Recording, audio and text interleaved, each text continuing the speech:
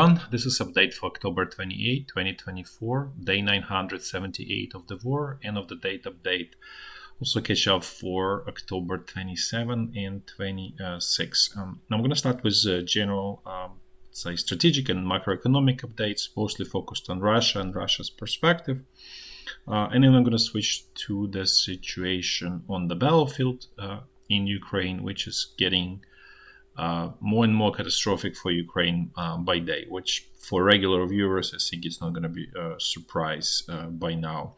Also want to sort of give some kind of teaser. I'm going to discuss in the next video, I will compare BMP-3, Russian armored fighting vehicle for infantry, and Bradley, and actually share, again, Russians' perspective, because I think that's let's say mostly more valid than Ukrainian perspective, and why actually Russian military community believes that Bradley is better than BMP-3.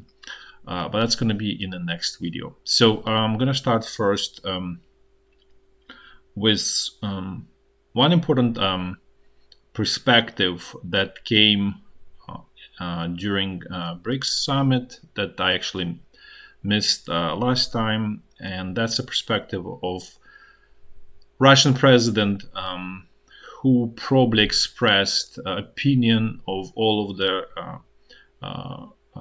countries that are members of the BRICS. And the perspective is very straightforward. What he stated is that West consumes too much and does not produce much, and therefore it's basically consuming more than it produces at the expense of, let's say, BRIC countries, or rest of the world, let's say non-West, at the expense. And that needs to be changed. And the new world order that BRIC countries would like to bring to the world is redistribution of consumption. Basically, what this really means is Western countries the standard of living in Western countries has to go down. They need to produce more and provide those goods to non-Western countries. So I think it's very straightforward what those countries want. And the reason I'm bringing this up is because this conflict in Ukraine is not the way it's presented, I think, in the West and elsewhere, that this is some kind of war between Russia and Ukraine. It's really part of this big vision, big realignment of the world, or realigning or changing the world to the likes of this, let's say, BRICS nations that really want to increase their consumption. And in some ways, you can also argue that that all of this latest policies that are fighting, let's say, conventional energy, or generally recent policies in the West, they are designed to actually help BRICS nations to achieve these goals of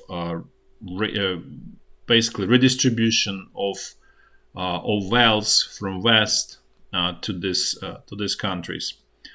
And I think what we're seeing politically in the West is a pushback against that desire. So that's sort of one important point that I wanted to share. The other one that's sort of related to this, but it's more specific to how Russia is financing economy, and how actually the war effort is influencing economy. And Russian central bank, I think also like 3 or 4 days ago, increased interest rate to 21%. And this is actually, I think it's not understood well enough that this is actually financing. The reason interest rates went up is because there is a need to finance war effort. And by financing, I'm not literally meaning that the currency. It's more in broader sense resources. So what this does, increasing interest rates, this really means that regular businesses, they cannot get, or let's say they don't have projects that could be viable at 21+%, because 21 is just from central bank to commercial banks, and then commercial banks will add their own margin. So the actual interest rate for final end user, which is businesses and consumers as well, is higher. And so there's not much you can finance successfully without going bankrupt at that rate. And then what this really means that then banks are not willing to finance consumers and businesses, and they finance government. So government borrows at high rates, but that's sort of viewed as a temporary solution because they need to survive another year, let's say a year and a half. So they're not really thinking in the long term.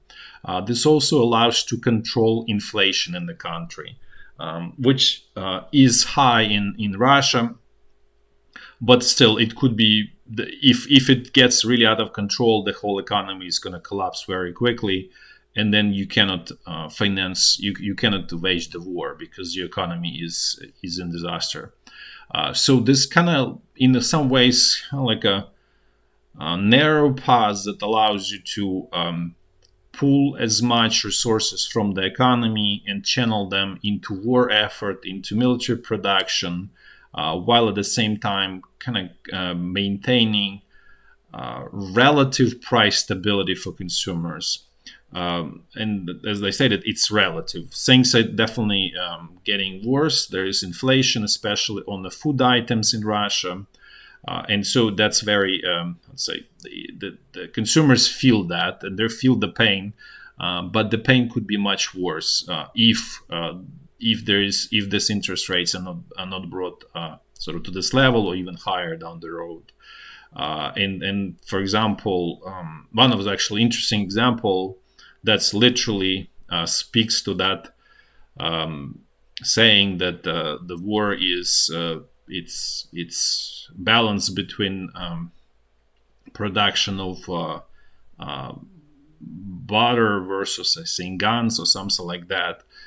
So there is shortage developing quite significant of butter literally in Russia, where prices went up by 40%, and things are not, there's no sort of light at the end of horizon. So probably things gonna get even worse from there. Actually, very interestingly, in Ukraine, there's very similar situation where there's shortage of milk. The same, also prices went up to 35 to 40%, and also creating shortages of butter and increases in prices in butter. So for whatever reason, that choice of butter was actually perfect, because that's apparently, for some reason, is the first thing that starts to disappear when too many resources are channeled into military effort.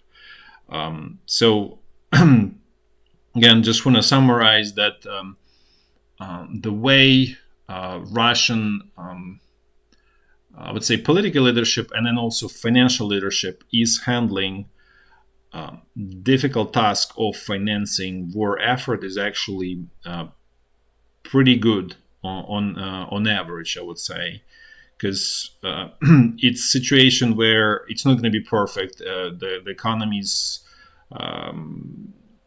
obviously negatively affected. Consumers are negatively affected, but at the same time, they managed to control the situation from getting into hyperinflation, which will completely destroy country, and this is how Germany ended up losing in World War One. So that's their sort of reality that Russia can face, and so far Russian I guess economic leadership managed to to control Russian economy from falling into that hyperinflationary spiral.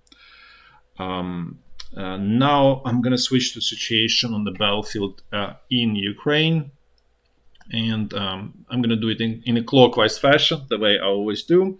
So first is going to be a situation in Kursk region of Russia, where there's no meaningful updates. Ukrainian forces continue to be in crisis, and apparently the territory that's being controlled by Ukrainian forces is shrinking. At the same time, as I stated, there is no objective evidence so far, so it's really hard to provide any reliable updates.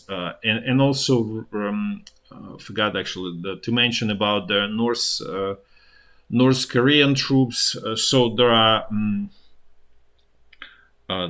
is no objective evidence so far that North Korean troops are on the front line in Kursk region.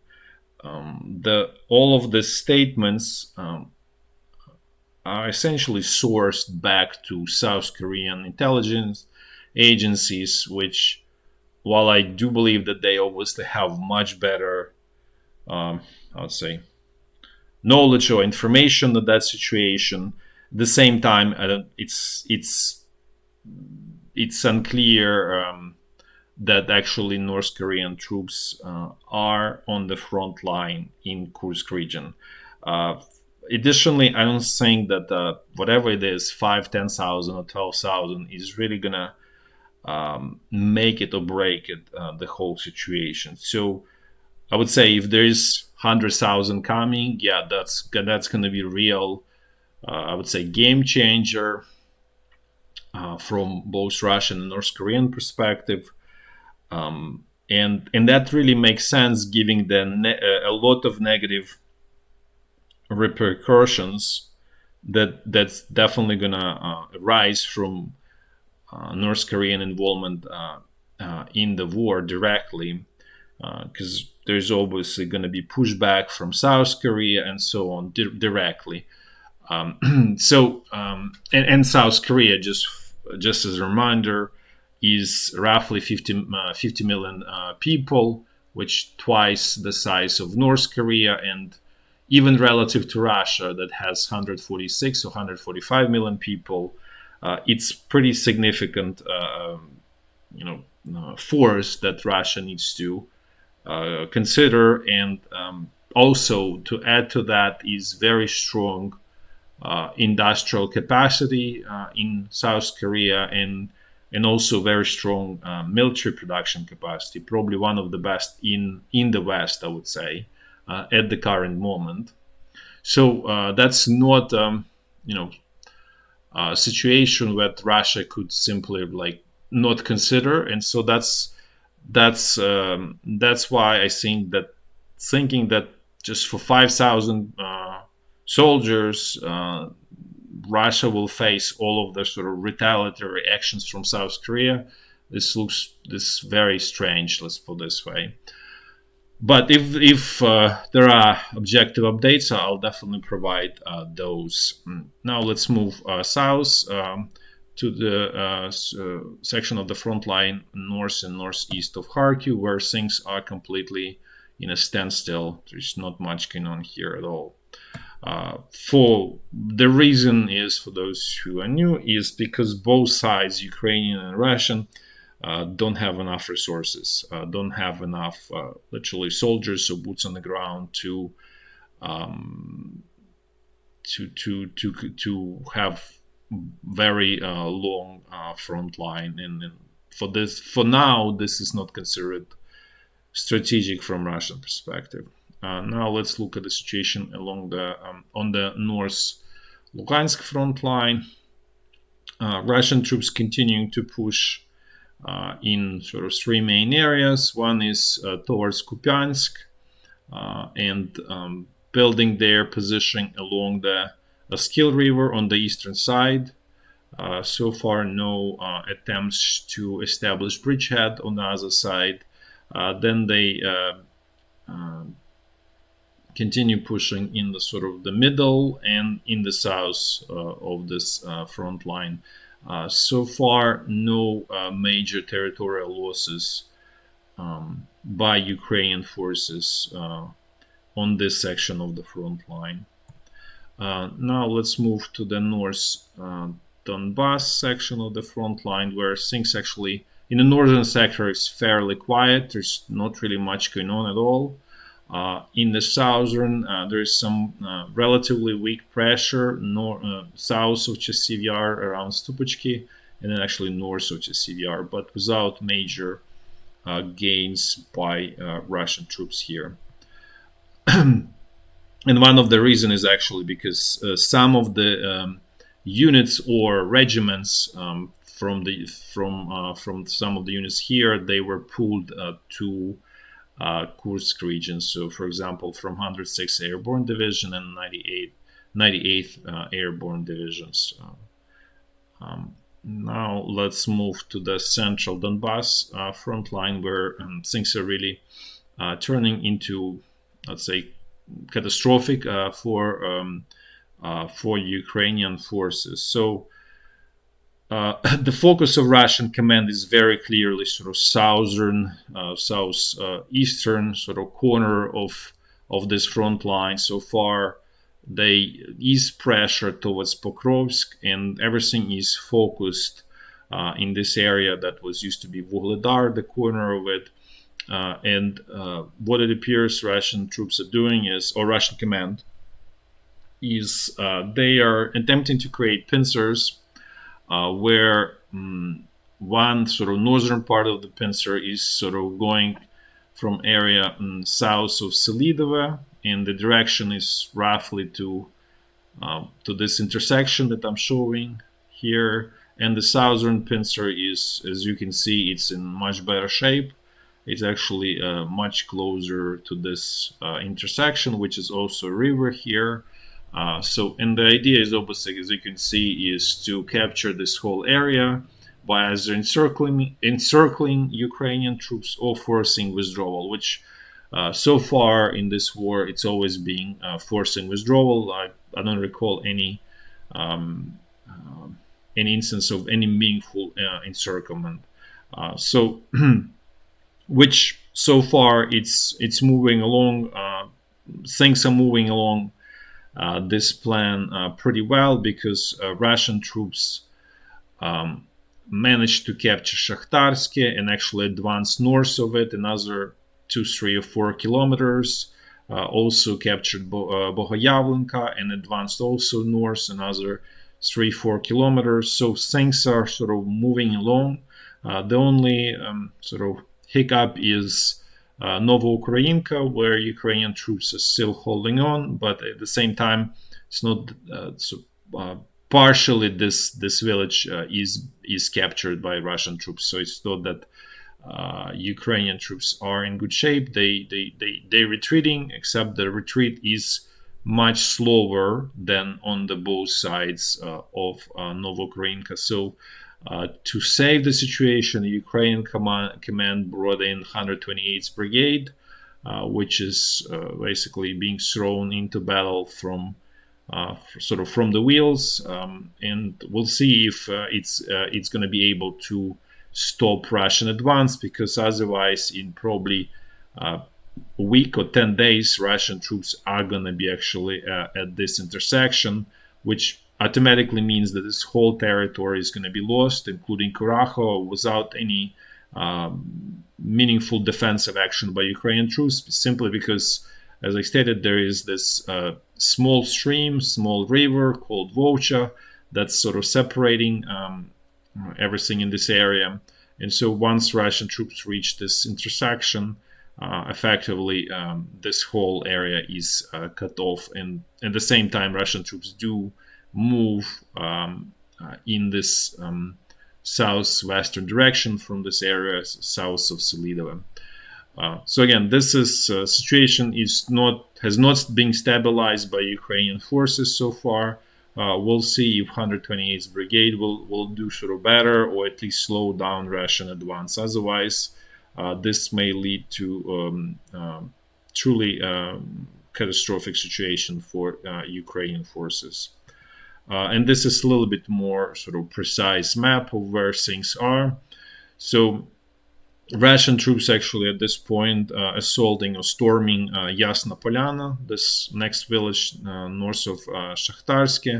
And this is this intersection that I was mentioning. This village is Andreevka, Constantinople. So this is most likely, right? So it's possible that could be even more sort of to the west or to the east. But the sort of tentative meeting point for both Russian groups is this intersection, and the other part is moving from Novodmitrivka, Novoselidivka, and the first sort of goal for this group is to clear this territory from Ukrainian forces, which is very likely at this point. It's essentially the fate is sealed here, and Ukrainian forces most likely going to leave this whole area in pretty short order. Cannot give exact sort of date, but I would say if next 10, 15 days, this is going to be lost for sure.